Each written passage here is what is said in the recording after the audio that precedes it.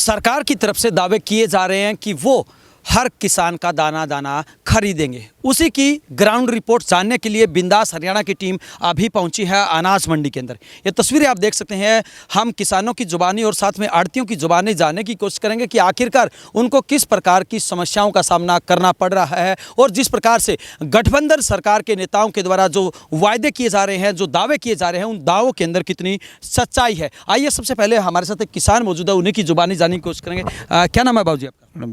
रणबीर जी, क्या समस्या है अनाज मंडी के अंदर, या सरकार की तरफ से जो वायदे किए गए थे वो सारे पूरे हैं? ना वो नहीं हुआ पूरे। क्या समस्या है?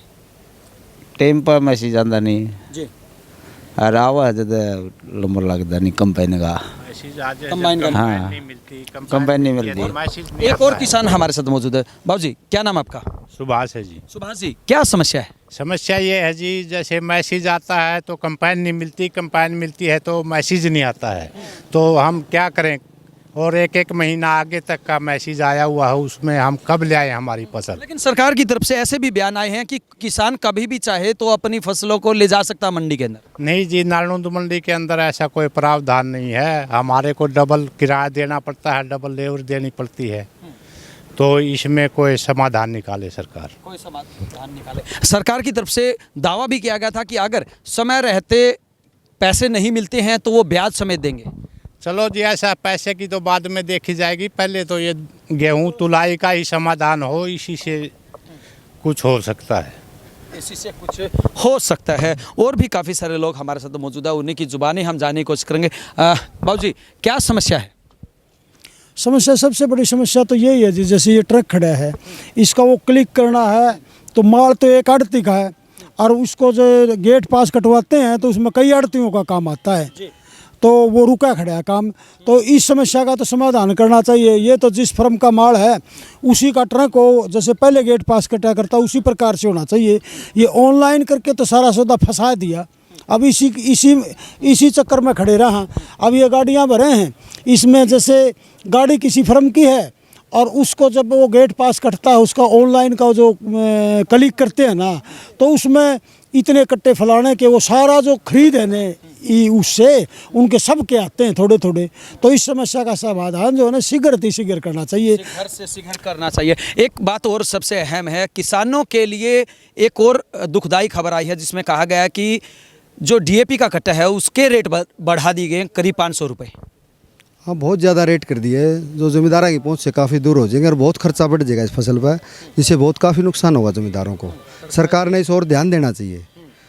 काफ़ी दिक्कत की बातें हैं जी, काफ़ी दिक्कत की बातें। और भी काफ़ी सारे लोग हमारे साथ मौजूद हैं, उन्हीं की जुबान।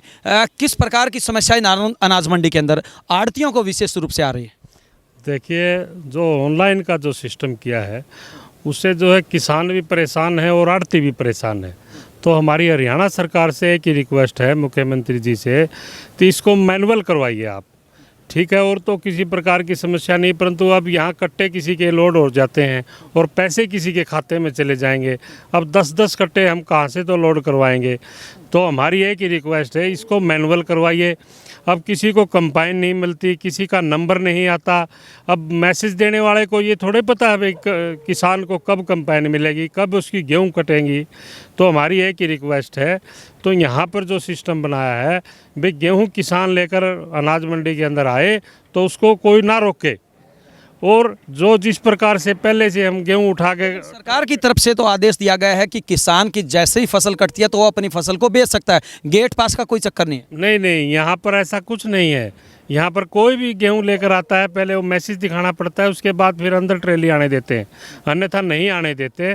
तो हमारी एक ही रिक्वेस्ट है, जब भी कोई किसान अपनी गेहूं लेकर आए उसको मंडी में आने दिया जाए, और जब कोई भी ट्रांसपोर्टर गाड़ी देता है तो उन गेहूं को उठाने दिया जाए। आड़तियों की समस्या थी कि उनके खाते में पैसे आने चाहिए, और ऐसे में जो हरियाणा की आड़ती एसोसिएशन है उसकी तरफ से ऐलान भी किया गया था कि अगर उनकी समस्या का समाधान नहीं होता है तो वो किसानों की गेहूं नहीं खरीदेंगे, किसानों से ले लेंगे, उनकी गेहूं डलवा लेंगे, लेकिन उसकी तुलवाई नहीं करेंगे। क्या आप लोग भी उसमें शामिल हैं? बिल्कुल बिल्कुल, पूरा हरियाणा प्रदेश की आज भी हड़ताल है और अभी भी चली हुई है, परंतु पता नहीं किसको सरकार ने मिसगाइड किया है। आड़तियों को जो है एक बहुत बड़ा चोर मान लिया गया है। परंतु आड़ती जो है इतनी मेहनत करता है, किसान की फसल को बिकवाता है और उसके पैसे की जिम्मेवारी जो आड़ती की होती है, अन्यथा कोई सरकार कोई और सिस्टम कोई भी जिम्मेवार नहीं होता। आज तक किसी भी किसान का कोई पैसा नहीं किसी आड़ती ने मारा है, परंतु उल्टा आड़तियों के करोड़ों रुपए मरे हुए हैं। परंतु चलो जो सरकार को अगर ये सारी मांगे पूरी नहीं होती हैं तो अगर ये मांगे पूरे नहीं होते हैं तो पूरा हरियाणा प्रदेश जो है हड़ताल पर जाएगा। पूरा हरियाणा प्रदेश का एक ही फैसला है कि अगर सरकार हमारी मांगे नहीं मानेगी तो जो है पूरा हरियाणा प्रदेश हड़ताल पर जाएगा, और आज भी जो है हड़ताल पर ही है। जी बिल्कुल, देखिए आज भी हड़ताल पर हैं और आने वाले समय में भी हड़ताल पर रहेंगे। बाबूजी, किसानों की जो आय दोगुनी करने की बात कही जाती है सरकार के द्वारा, बीजेपी के द्वारा, उनकी तरफ से दावा किया गया था कि 2022 में वो किसानों की आय दोगुनी कर देंगे। लेकिन अगर हम आज से ठीक 10 साल पहले की बात करें तो जो डीएपी का खाद का कट्टा था उसके भाव क्या थे, तेल के भाव क्या थे, मजदूरी के भाव क्या थे, और अब ऐसे में अभी ताज़ा 500 रुपये डीएपी के कट्टे के बढ़ा दिए गए हैं, तो क्या आय दोगुनी होगी? किसानों की आय दुगनी करने का सरकार के पास कोई अभी तक प्रोसेस नहीं है।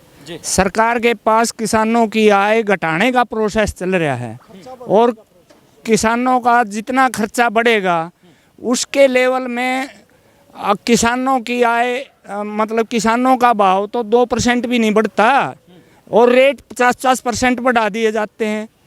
तो ऐसे झूठे कपोल कल्पित दावे करने का क्या फ़ायदा है? और किसानों का तो आप किसान तेल का सबसे बड़ा बायर है हिंदुस्तान में।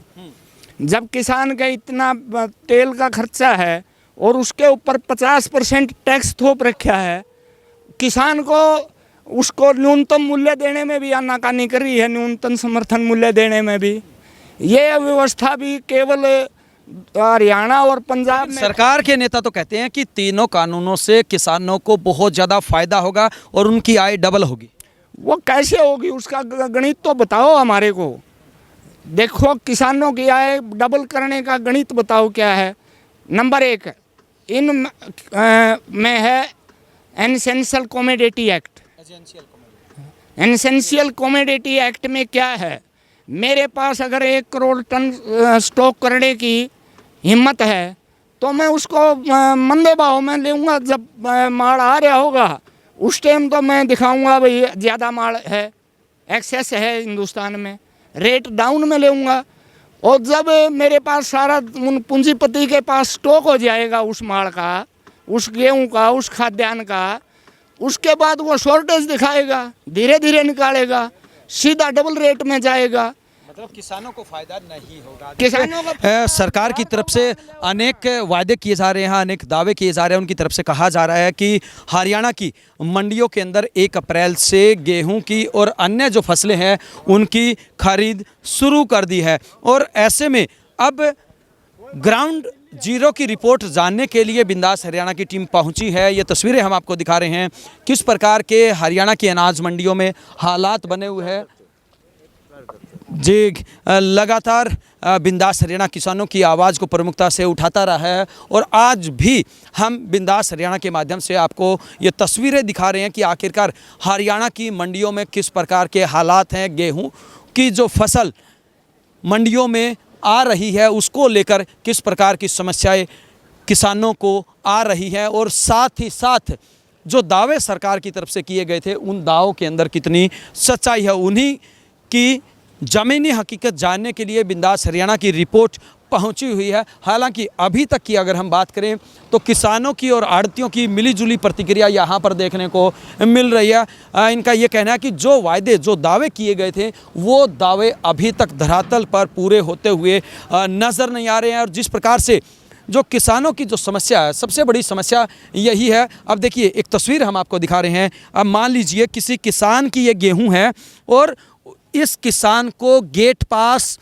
10 दिन बाद का है, लेकिन उससे पहले ही इस किसान की फसल आ गई है। तो भला ऐसे में ये किसान अपनी फसल को लेकर जाए तो जाए कहाँ? इस प्रकार की जो तकनीकी कमियां हैं वो अनेक किसानों के आड़े आ रही हैं, और किसानों की भी सरकार से अपील है कि पोर्टल के अंदर पूर्ण रूप से ऐसी व्यवस्था की जाए और साथ ही साथ जो अधिकारी हैं वो भी अपने स्तर पर ऐसी व्यवस्था करें कि अगर कोई भी किसान अपनी फसल को लेकर अनाज मंडी में पहुंचता है तो उसकी फसल का मूल्य उसे मिलना चाहिए, उसकी तुलाई होनी चाहिए और उसके बदले उसको पैसे मिलने चाहिए और किसानों को किसी भी प्रकार की समस्या का सामना न करना पड़े। और भी काफ़ी लोगों से हम आपको रूबरू करवाएंगे और उनकी जुबानी आइए अब आपको सुनाते हैं क्या कुछ कहना है किसानों का।